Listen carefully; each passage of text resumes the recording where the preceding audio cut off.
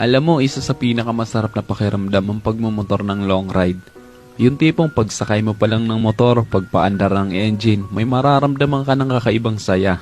Dahil kapag nagmumotor ka sa mahabang biyahe, talagang nakakawala ng stress at ma-appreciate mo pa ang ganda ng mundo. Yung tipong habang nagmumotor ka, masasabi mo na lang sa sarili mo na, wow, ang sarap palang mabuhay. Ang ganda pala ng mundo. Lalo na kapag ang patakbo mo yung chill lang, yung ini-enjoy mo lang talaga ang moment. Madami kasi tayo kanya-kanyang problema sa buhay. Pero kapag nagmomotor ka na, makakalimutan mong problema mo. Lalo na kapag maganda ang view, maganda ang kalsada, tapos hindi mo namamalayan, nagkakaroon ka na pala ng positive mindset dahil magaan ang pakiramdam mo eh. Kaya kapag stress ka na, kailangan mo lang din talaga minsan ng mahabang biyahe bilang isang pahinga eh. Ang weird no?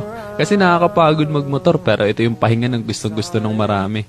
Pero sasabihin ko sa'yo, hindi katawan ng napapahinga kapag ka nagla-long ride ka eh.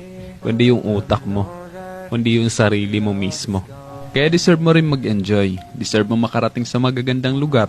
Deserve mo ng bagong experience. Ng bagong kwento.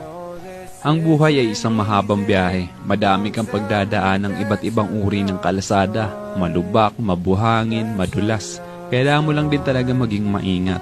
At pwede kang huminto para magpahinga. Tapos, biyahe na ulit. So, paano ba yan?